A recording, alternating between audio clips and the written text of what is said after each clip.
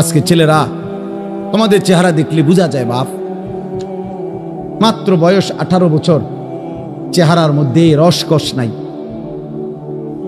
16, 18, 20 বছরের ছেলেদের সাফা ভিতরে ঢুকে গেছে। তোমাদের চুল দেখলে বোঝা যায়, তোমাদের চেহারার বিমর্ষ ভাব দেখলে বোঝা যায় গুনাহ করতে করতে তোমরা ক্লান্ত, গুনাহ করতে করতে ক্লান্ত। অনেক ছেলে আছে, আমি তো জানি ভাই, আমার অনেক ছেলের সাথে সম্পর্ক আছে, শত শত ছেলের সাথে। ওরা নিজেরাও বলছে হুজুর মাঝে মাঝে গুনাহ করতে করতে ক্লান্তি, অর্থাৎ মোবাইল দেখতে দেখতে আর ভাল লাগে না, তো এমনি হাত টানা দিয়া মানে শুধু শুধু টানতেছে, মানে আর ভাল লাগতেছে না, ও কি করবে? আহার, তার জবান দিয়া তো আল্লাহর নাফরমানের শয়তান তারে এমন মোহর মারিয়া দিছে, 2-4-10 ঘন্টাতে তো এই নাফরমান মোবাইলের এই দৃশ্যগুলো ছাড়া, মোবাইলের আর বন্ধুদের আড্ডা ছাড়া একটা বার তার মুখ দিয়ে আল্লাহ এই শব্দটাও বাইর হয় না। এই জানোয়ার সুখ পাবে কেমনে? এই হাইওয়ান সুখ পাবে কেমনে? ও তো ভিন্ন কিছু জানেই না, ও তো সেজদার মজাই জানে না, ও তো আল্লাহকে ডাকার মজাই জানে না, ও আল্লাহর রাস্তায় দান করার মজাই জানে না, ও আল্লাহর ইলম দ্বীন শিখার মজাই তো জানে না।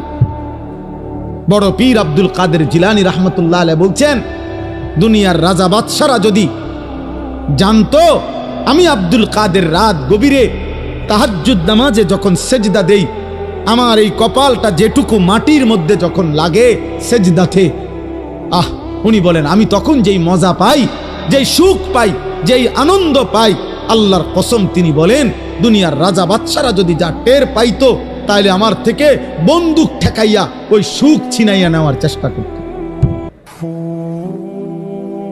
আলা বিযিকরিল্লাহি তাতমাইন্নুল কুলুব। রব্বুল আলামিন বলেন আমি ওয়াদা দিলাম আমার বান্দা যখন আমাকে ডাকবে আমি তার দিল প্রশান্ত করে দেব, প্রশান্ত। এই জন্য দিল শান্ত হয় আল্লাহকে ডাকলে, আল্লাহর হুকুম মানলে। এই জন্য যার স্ত্রী আছে হালাল পবিত্র স্ত্রী, তার দিল শান্ত হয়, সে এক নারীতেই তৃপ্ত হয়। কিন্তু যেই হাইওয়ান, যেই চতুষ্পদ মানুষ নামের জানোয়ার রাত সারা রাত 10,000 না 10 লক্ষ নারীও যদি উলঙ্গ দেখে, সকালবেলা ঘুম থেকে উঠলেই আবার ওই জানোয়ার, ওই মানুষরূপী পশু আবার নারী দেখতে মন চায়, তার কোনোদিন তৃপ্তি নাই, তার কোনোদিন তৃপ্তি নাই। শায়েখ আলী তানতাবি একজন বড় আরবের বড় বিখ্যাত আলেম ছিলেন, তিনি বলছেন যে হে যুবক, তোমারে যদি কারুনের সমপরিমাণ সম্পদ দেওয়া হয়, তোমাকে যদি 10,000 নারী, হারাম নারী তোমার বিছানায় দেওয়া হয়, কারুনের সব সম্পত্তিও যদি তুমি তাদের পিছনে ব্যয় করো, আর 10,000 নারীকেও যদি তুমি উপভোগ করো, নাউজুবিল্লাহ, তিনি বলেন তারপরও খোদার কসম তুমি তৃপ্ত হবে না। কিন্তু একজন রবের পক্ষ থেকে নির্ধারণ করা পবিত্র স্ত্রী, সেটা 70 বছর তোমার তৃপ্তি এনে দিবে।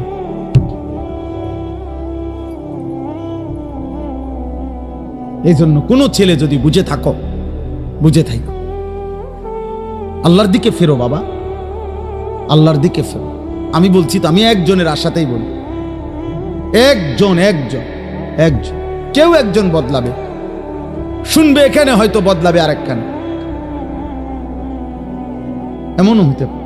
আলহামদুলিল্লাহ, আমাদের বয়ান আছে, ওলামাদের বয়ান আছে, হয়তো বলছি এখানে, কিন্তু বদলায় গেছে 1000 মাইল দূরে,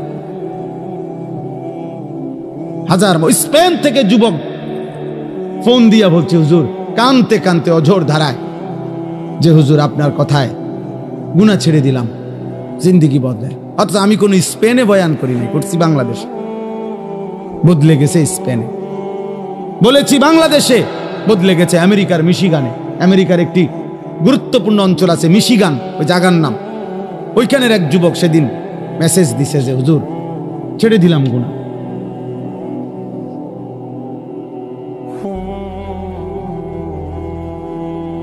হ্যাঁ,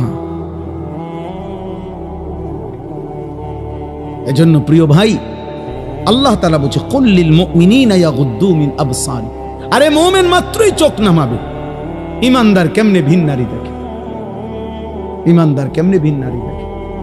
ইমানদার কেমনে মুসলমান পরের নারী? এক যুবক, হাদিসে আছে, তোমরাও শুনছ, নবীজির জামানায় এক যুবক এসে বলছিল, ইয়া রাসূলুল্লাহ সাল্লাল্লাহু আলাইহি ওয়াসাল্লাম, আমাকে জিনার অনুমতি দেন, আমি জিনা করতে চাই, ইদান লি বিজিনা। নবীজি তাকে 5টা প্রশ্ন করছে, যুবক কাছে আসো। নবীজি বলছে, তুমি কি চাও তোমার স্ত্রীর সাথে কেউ এই কাজটি করুক? সে বলছে না। বলছে, তুমি কি চাও তোমার বোনের সাথে কেউ এই কাজটি করুক? বলছে না। আমি সংক্ষেপে বলতেছি।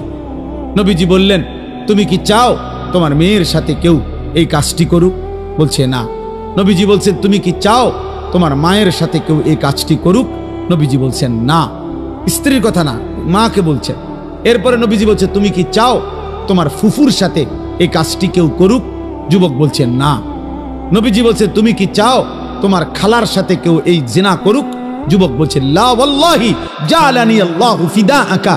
হে আল্লাহর নবী, না, আমি চাই প্রয়োজনে আপনার কথা শুনে আমি আমার জীবন দিয়ে দেব, কিন্তু আমার পরিবারের এই আপনজনদের সাথে কেউ জিনা করুক আমি এটা মেনে নিতে পারি না।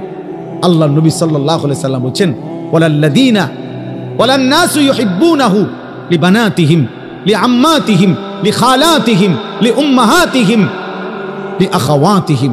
আল্লাহর নবী বলেন, তাহলে যুবক শুনো, কোন মানুষও তার বোনের সাথে কেউ জিনা করুক এটা চায় না। কোন মানুষও তার খালার সাথে কেউ জিনা করুক এটা চায় না। কোন মানুষও তার ফুফির সাথে কেউ জিনা করুক এটা চায় না। কোন মানুষও তার মায়ের সাথে কেউ জিনা করুক এটা চায় না। কোন মানুষও তার মেয়ের সাথে কেউ ব্যভিচার করুক এটা চায় না। তো তুমি কেমনে করবে? যুবক বলছে, ইয়া রাসূলুল্লাহ, আল্লাহর কসম আমি ছেড়ে দিলাম, ছেড়ে দিলাম নবী। আহা, এই কথা তো আমি ভাবি নাই এভাবে। আল্লাহর নবী সাল্লাল্লাহু আলাইহি সাল্লাম বলছে, যুবক তুমি আমার কাছে আসো। তো ছেলেটা কাছে আসছে। নবী সাল্লাল্লাহু আলাইহি সাল্লাম তার বুকের মধ্যে হাত মুবারক রেখে বলছে, 3টা দোয়া করে দিছে এই ছেলেকে। আল্লাহুম্মা গফির যামবাহু, আল্লাহ তার গুনাহগুলো মাফ করে দেন। ওয়া তাহহির কলবাহু, তার অন্তরটা পবিত্র করে দেন। ওয়া হাসসিন ফারজাহু, আল্লাহ তার লজ্জাস্থানটাকেও পবিত্র রাখেন। সাহাবারা বর্ণনা করছে, এই যুবক এরপরে মৃত্যু পর্যন্ত আর কোনোদিন 1 সেকেন্ডের জন্য ফালাম ইয়ালতাফিত ইলা শাইইন, সে আর কোনোদিন কোনো ভিন নারীর দিকে তাকায় না। তোমরা না ফিরলে বাপ, আল্লাহর জন্য লড়বে কে বাপ? গাজার মানুষের জন্য কে কাঁদবে? ফিলিস্তিনের হামলা শেষ হলে ইসরায়েল থাইমা যাবে? কথা বলে না। ফিলিস্তিনের মুসলমান নিশ্চিহ্ন হয়ে গেলে ইহুদিরা থেমে যাবে তো? আমেরিকা থেমে যাবে তো? তোমরা জানো বাপ, আমাদের পার্বত্য চট্টগ্রাম, আমাদের বাংলাদেশের পার্বত্য, একটা কাগজ দেন, এটা দেন, এদিকে দেন। এই মনে করেন যে কেউ যারা বুঝে আছেন, ও বাংলাদেশের মানচিত্র দেখেন, বাংলাদেশের মানচিত্র যেমন আঁকা আছে, এই মানচিত্র দিক দিয়া পার্বত্য চট্টগ্রাম এমন সিস্টেমে যে এটারও যদি কেচি দিয়া কাটে, কেচি দিয়া কাটলে এটা আলগা হয়ে যাবে, ফিরে যাবে আর কি। মানে এই কোনাটা যদি এমনি মাঝখানে হইলে না, এটা কেচি দিয়ে কাটন যাইতো না, কারণ এটা মাঝখানে। কিন্তু এটা যদি এই পাশে হয়, তাহলে এই কাগজের এই জায়গায় এটা এই কোনা এটা কাটন যাবো নি, কাটলে কি হবে? এটা পড়ে যাবে না এদিকে। এই ঠিক আমাদের পার্বত্য চট্টগ্রাম, কক্সবাজার, সেন্ট মার্টিন, এই সাইডে দিয়ে, মানে এটা এমন সিস্টেম যে আমরা যদি কাইটটা লাই, এটা থাইকা যাবে, এটা আলগা হয়ে যাবে। যেই কোনো সময় আমাদের এই পার্বত্য চট্টগ্রাম দুশ্মন কেটে ফেলবে, মানে আলাদা করে ফেলবে, আলাদা করে ফেলবে। তোমরা দেখো, তোমরা শুনবা বাপ, এই ছোট্ট মাত এমনিতে বাংলাদেশ ছোট্ট। যারা ওয়ার্ল্ড ম্যাপ দেখছো, বিশ্ব মানচিত্র, ওই বিশ্ব মানচিত্রের মধ্যে বাংলাদেশের জায়গাটা দেখো। বাংলাদেশের লেগে জায়গা যে দূর, বাংলাদেশের নামটা একটু বড়, মানে বাংলাদেশ লিখতে এটাতে আটে না। বাংলাদেশের অক্ষর বড়, বাংলাদেশ অক্ষর বেশি, জায়গা কম। সেখান থেকে যদি এই পার্বত্য চট্টগ্রাম হলো বাংলাদেশের 10 ভাগের 1 ভাগ, মানে পুরের পার্বত্য চট্টগ্রাম 3টা জেলা, রাঙ্গামাটি, খাগড়াছড়ি, বান্দরবন, এই 3 জেলা মিল্লা বাংলাদেশের 10 ভাগের 1 ভাগ হলো এই 3 জেলা, বাকি 61 জেলা মিল্লা হলো 9 ভাগ। তাহলে কত বড় চিন্তা! নামে না 3টা জেলা, কিন্তু এরিয়া অনেক বড়। এবং মেন বাংলাদেশের পাহাড়, বাংলাদেশের মেন বনজ সম্পদ ওইখানে, বাংলাদেশের মেন নয়নাভিরাম দৃশ্য, বাংলাদেশের মেন পর্যটন কেন্দ্র, বাংলাদেশের উপার্জনের পর্যটন খাতের কোটি কোটি টাকার মেন ক্ষেত্র হইল এইটা কক্সবাজার, সেন্ট মার্টিন, পার্বত্য চট্টগ্রাম। ওইটা কেটে ফেলবে। তোমরা বুঝতেছ না। তোমরা যদি আল্লাহ হায়াত দেয়, তোমরা আরো বাঁচবা বাবা।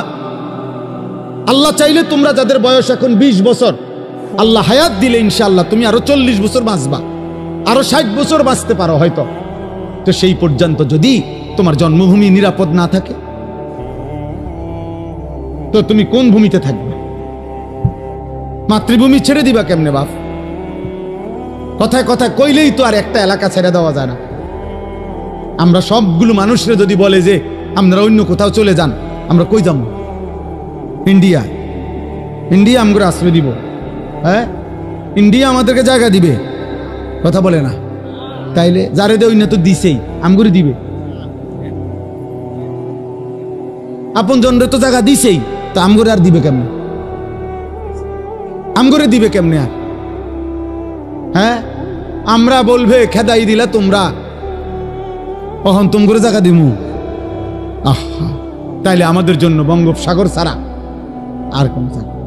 তো বঙ্গোপসাগরও তো দখল করে ফেলবে। তুমি যাইবা কোথায়? নিজের ঘরে জীবন দেওয়া ছাড়া আর কিছুই মিলবে? যাই হোক বাবা, না বুঝলে কিছু করার নাই। বাকি এটা মনে রাখো বাপ, বিপদের অশনি সংকেত আছে। আমাদের রংপুর বিভাগে 8টি জেলা বাংলাদেশের, উত্তরবঙ্গ যেটা রেকর্ড, ওইখানে প্রত্যেক দিন 12 মাস প্রতিদিন মুসলমান, আল্লাহর কসম, খ্রিস্টান হয়ে যাচ্ছে প্রত্যেক। আমার এই 2 চোখে আমি 2 জন মুসলমানকে, এইবার ঈদের পরে গেছি যে 2 দিন ছিলাম, এই 2 চোখে দেখছি 2 জন লোক। আরো অনেক দেখছি আমি গত বছর 40 দিন ছিলাম উত্তরবঙ্গ তাবলীগের সফরে, দিনাজপুর, এক টানা 40 দিন ছিলাম। এবছরও ছিলাম 2 দিন। নিজ চোখে দেখছি 2 ভাই, ওইখানে 2 জনে এখন খ্রিস্টান, 2 জনই মুসলমান ছিল। আশ্চর্য হবেন, একজন আল্লাহর কসমে কোরআন সামনে, ওই নিজে বলছে ও 7 বছর মসজিদে ইমামতি করত। বুঝেন নাই? 7 বছর মসজিদের ইমাম ছিল।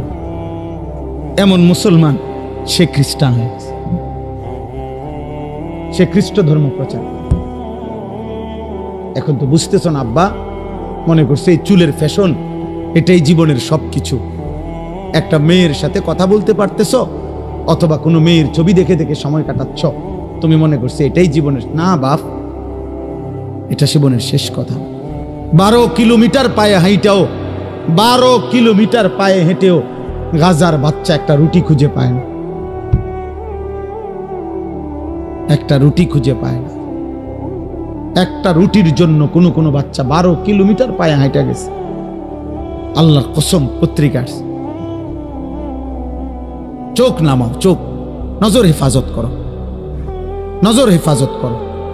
নারী দেখো না, অস্থির ছবি দেখো না। তোমার বড় মোবাইল দরকার, ব্যবহার করো, যেটা দরকার ওটার জন্য।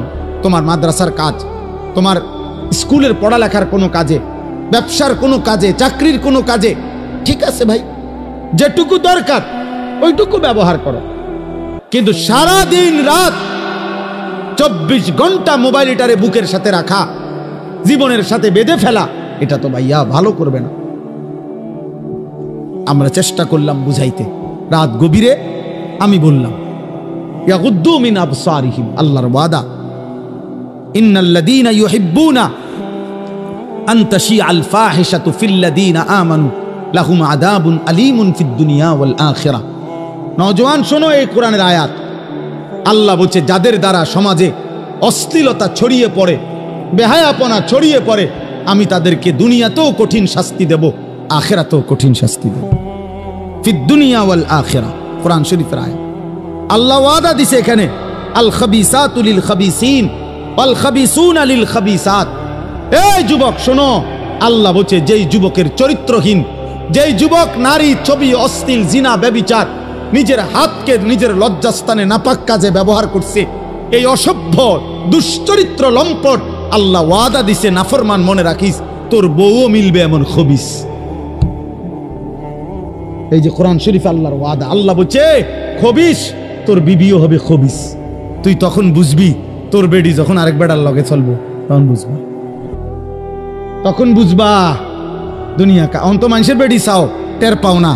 তোমার বিবি বিয়ে করার পরে যখন দেখবা অসৎ, 2 নাম্বার চরিত্রহীন, তখন বুঝবা বাবা।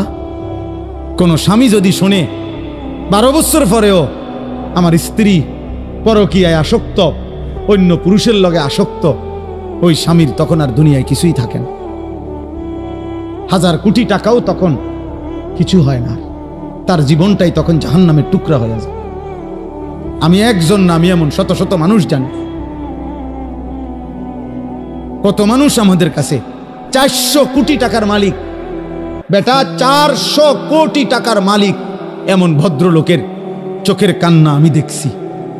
পরিবারের কষ্ট, পরিবারের অশান্তি, বলতেছে হুজুর গোটা পৃথিবী জানে, সকালবেলা আমার অফিসের হাসি দেখলে, আমার 1 কোটি 20 লাখ টাকা দামের 4টা গাড়ি প্রতিদিন আমার ঘরের সামনে রেডি থাকে, ড্রাইভার 4 জন আলাদা। আমার যেদিন যেটাতে মন চায় আমি সেটাতেই উঠি। প্রতিটা গাড়ির ন্যূনতম দাম 1 কোটি 20 লাখ টাকার উপরে, আলিশান বাড়ি। কিন্তু পৃথিবীবাসী মনে করে আমি কত সুখী, কিন্তু আমি জানি হুজুর আমার একাকিত্ব রাত নির্ঘুম কাটে। শত শত রাত আমি কোনোদিন 1 ফোঁটা ঘুমাইতে পারিনি।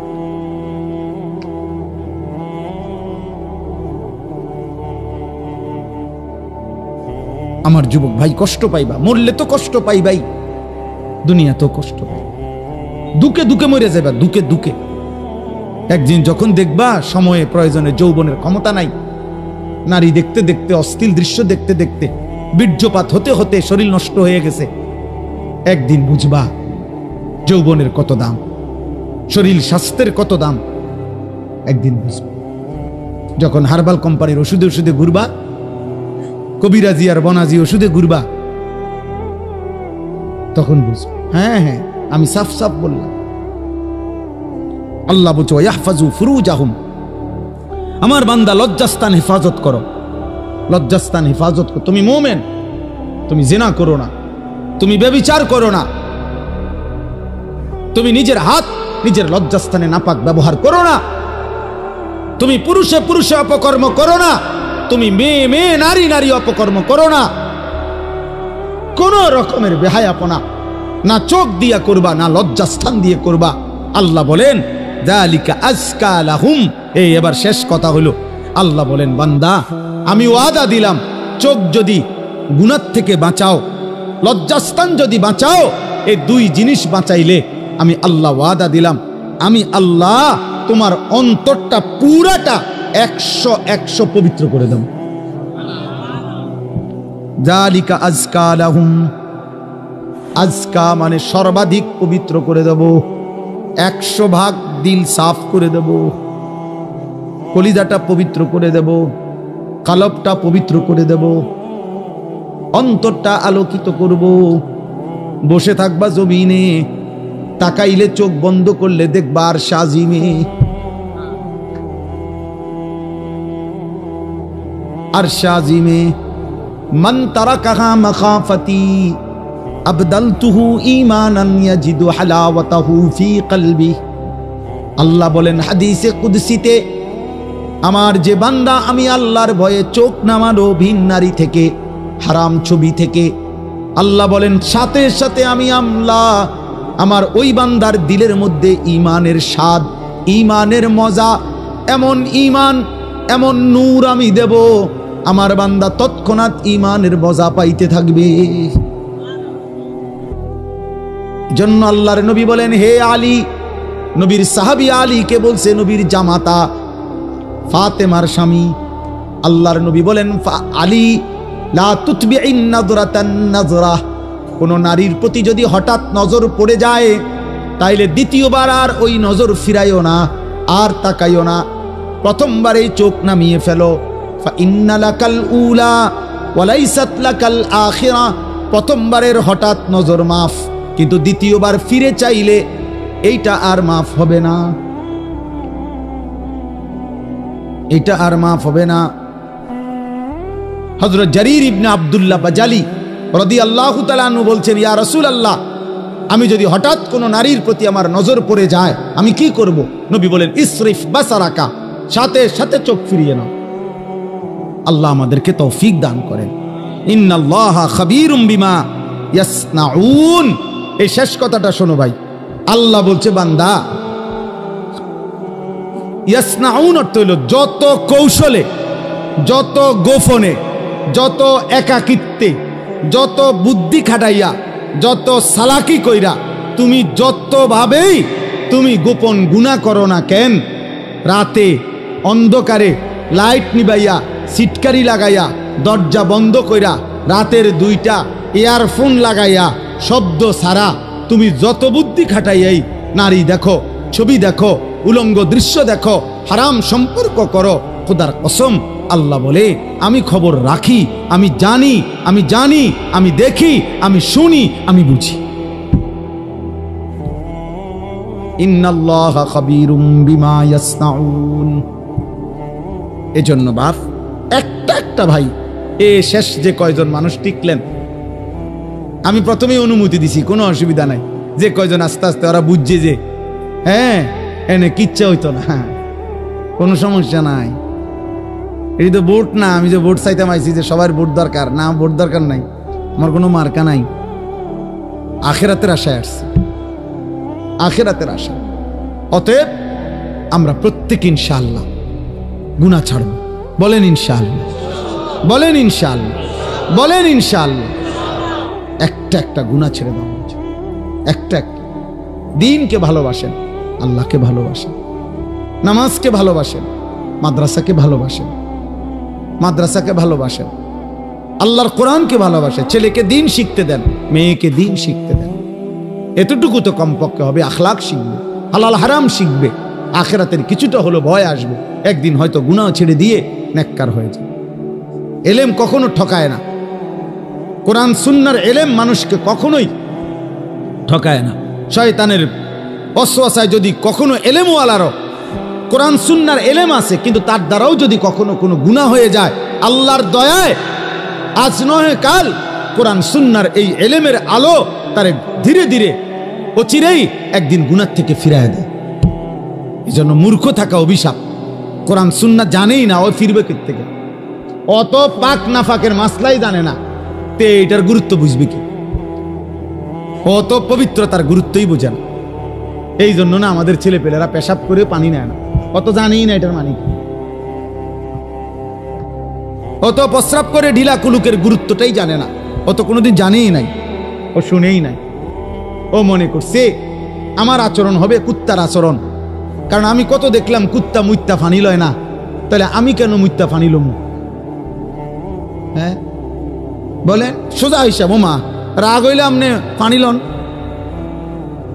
আপনি টয়লেট পেপার ব্যবহার করেন, আপনি যদি কোন হুজুর আপনি আমার এত বড় কথা করেন, তো কইলাম তখন আপনি এখন থেকে টয়লেট পেপার ব্যবহার করেন, তাহলে আপনার উপরে না এটা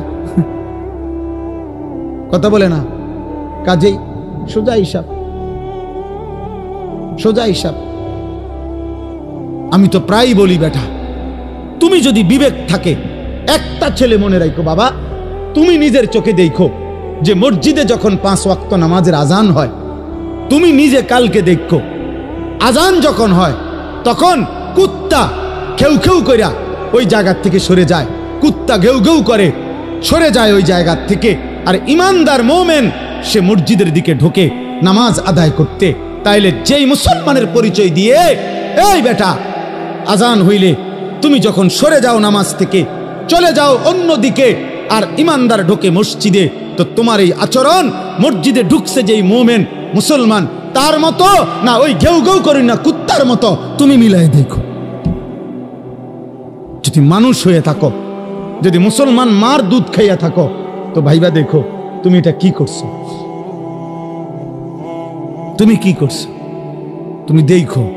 এই জন্য মাঝে মাঝে বেনামাজি তুমি কুকুরের লগে একটা ছবি উড়াইও, সেলফি তুললো একসাথে, দুজনের একসাথে মোবাইলে দিবা যে দেখেন দুনিয়াবাসী, আমরা 2 জানুয়ারকে কেমন লাগতেছে, আমাদের 2 জানুয়ারের একই আচরণ, আমরা 2 জানুয়ারি পেশাব করে পানি নেই না, এবং আমরা 2 জানুয়ারি মালিককে সেজদা করি না। লজ্জা থাকলে তুইলো, তুমি হুজুরের লগে ছবি উড়াইবা কিত্তা? হুজুর তোমার মতো বেনামাজি, তো হুজুরের লগে তুমি ছবি উড়াইলে কি লাভ হবে? তুমি উড়াইবা জানুয়ারের সাথে না, তুমি না বেনামাজি? তোমার সাথে যার মিল তুমি তার সাথে না থাকবা, নাউযুবিল্লাহ নাউযুবিল্লাহ। এরপরও যদি কারো লজ্জা থাকে তো বলো। আল্লাহ আমাদেরকে হেফাজত করেন, আল্লাহ তাআলা এই মাদ্রাসা কবুল করে নেন, মাদ্রাসার জরুরত আল্লাহ পূরণ করে দেন। বাস্তবতা তো হইল কোরআনুল কারীমের মধ্যে আছে, আল্লাহ তাআলা মুসা নবীকে বলছে যে তুমি ফেরাউনের কাছেও গিয়া বলো, আল্লাহর কথা বলো। তো উদ্দেশ্য কি? আল্লাহ বলছে ফেরাউনকেও বলবা এই উদ্দেশ্যে যে লাআল্লাহু ইয়াতাযাক্কারু আও ইয়াখশা, হয়তো সে উপদেশ নেবে অথবা আল্লাহকে ভয় করবে। তাইলে আল্লাহ তাআলা ফেরাউনকে বলতে বলছে মুসা নবী, ফাকুলা লাহু কাওলান লায়্যিনা লাআল্লাহু ইয়াতাযাক্কারু আও ইয়াখশা। আল্লাহ বলছে ফেরাউনকেই বলো তোমরা 2 ভাই মুসা এবং হারুন, নম্রতার সাথে মহব্বতের সাথে আল্লাহর কথা বলো, হয়তো উপদেশ নেবে অথবা আল্লাহকে ভয় করবে।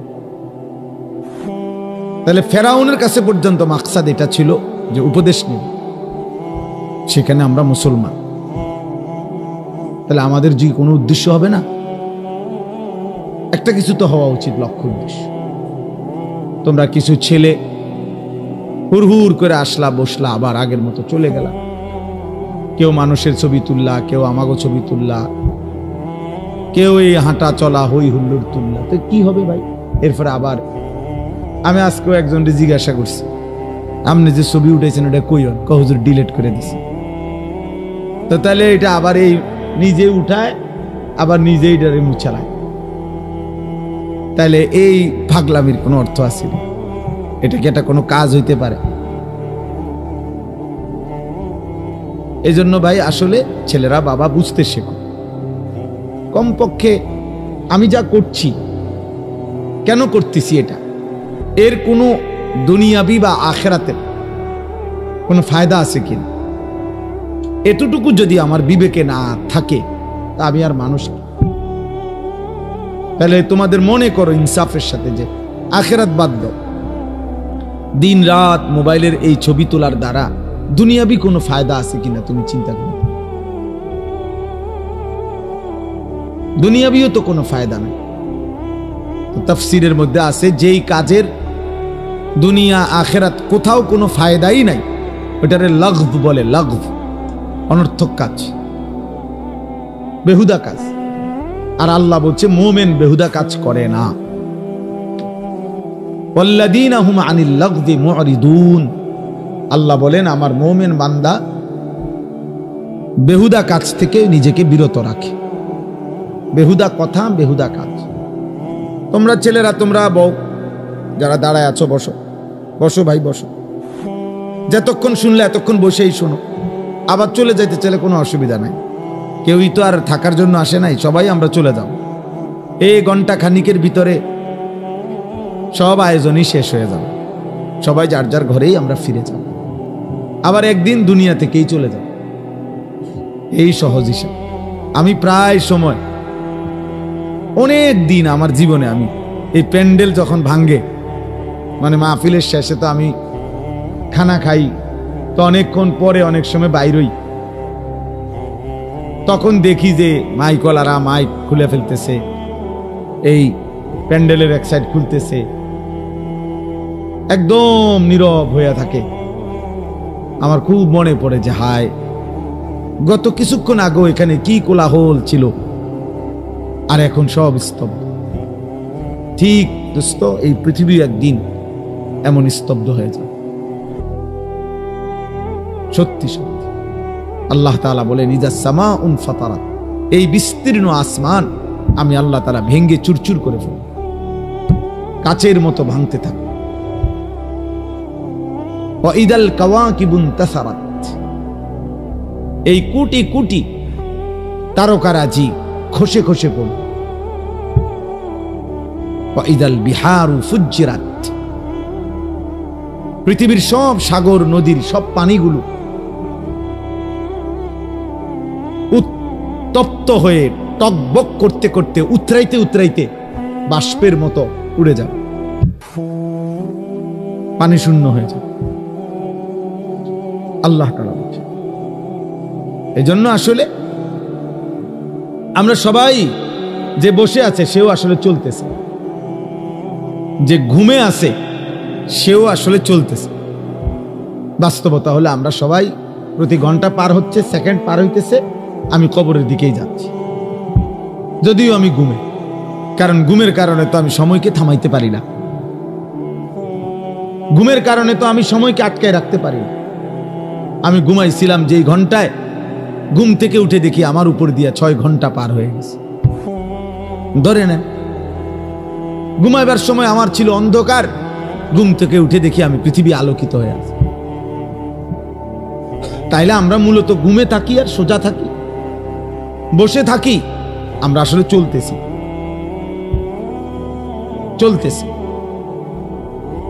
এই জন্য দোস্ত, এক এক মিনিট, এক এক সময় আমার জীবন থেকেই যায়। ঘড়ির কাটার সময় যায় না, আসলে আমার হায়াতের সময় যায়। ইমাম শাফিঈ রাহমাতুল্লাহি আলাইহি বলছেন, আল ওয়াক্তু সাইফুন, সময় হলো তরবারির মতো, হয় তুমি কাটো নয় সে তোমাকে কাটবে। অর্থাৎ হয়তো তুমি সময়কে ভাগ করো, তুমি নাস্তা খাইবা কতক্ষণ, ঘুম যাবা কতক্ষণ, বিশ্রাম করবা কতক্ষণ, পড়ালেখা করবা কতক্ষণ, তুমি নামাজে যাইবা কখন, এই যে সময়কে ভাগ করো। 1টায় আজান, 1:30 জামাত, 4:15 আজান, 4:30 জামাত, 7:30 আজান, 7:45 জামাত। এই যে ভাগ, সময়কে তুমি ভাগ করো তোমার জীবনের জন্য। আর নাই তো সময় তোমাকে কাটতে কাটতে কাট করে সেকেন্ড চলেই যায়, কাজে লাগাইলো নষ্ট করে দিল। এজন্য আল্লাহর নবী সাল্লাল্লাহু আলাইহি ওয়াসাল্লাম বলছেন, নি'মাতানি মাগবুনুন ফীহিমা কাসীরুম মিনান নাস, আস-সিহহাতু ওয়াল ফারাগ। ভাই কথা বলো না, এই ছেলে একদম চুপ, সাবধান।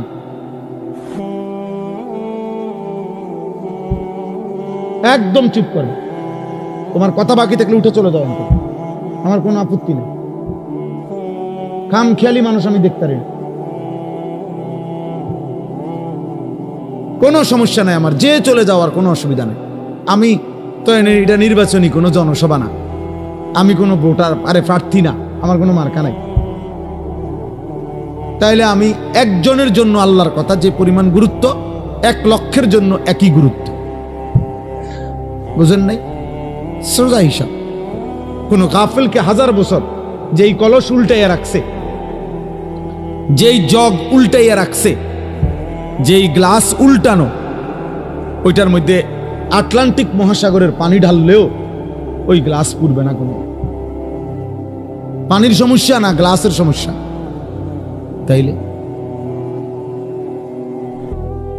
তাইলে তুমি যদি দোস্ত গাফিলই থাকো, মন শুনতেই না চাও, তো তোমার মতো অপদার্থরে 1000 বছর বললেও লাভ হবে, 1000 বছর বললেও লাভ হবে। তার চাইতে ঘুমায় থাকো ভালো। ঘুমাইলে গুনাহ হয় না, ঘুমের মধ্যে কোনো গুনাহ নাই। এই জন্য আমরা প্রত্যেকে মনোযোগ দিয়ে শুনলে ভালো। তো বলতেছিলাম, আমার হায়াত, আমার সময় মূলত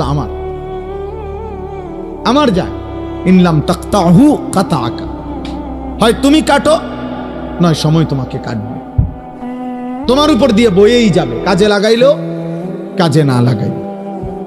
আনুগত্য করো আর নাফরমানি করো, সময় তোমার পার হয়েই যাবে। কোনোভাবেই কোনো সেকেন্ড আমাদের জীবন থেকে থেমে থাকে না, থেমে যায় না। এই জন্য সব একসাথে বুঝবে এটা না ভাইয়া, আমরা এটা জানি। এটা কোরআন শরীফে আল্লাহ তাআলার ওয়াদা আছে। আল্লাহ তাআলা বলছেন নবীজিকে, ওমা আকসারুন নাসি ওয়ালাউ হারাসতা বিমুমিনিন। কোরআন শরীফে সূরা ইউসুফে আছে, আল্লাহ তাআলা বলেন, হে নবী, আপনি খুব চাইলেও সব লোক মুমিন হবে না। আপনি আরো চাইলো, আরো চিৎকার করলো, আরো কান্দলেও হবে না। যেটা আমাদের নবীকে বলছে, তাহলে আমাদের দ্বারাও একই কথা, একই কথা। এই জন্য দোস্ত, আমরা প্রত্যেকে অল্প একটু সময়, আমি চাই না খুব লম্বা কথা বলতে, অল্প একটু সময় আমরা সামান্য কিছু কথা মনোযোগ দিয়ে শুনবার চেষ্টা করি। আল্লাহ আমাদেরকে তৌফিক দান করে।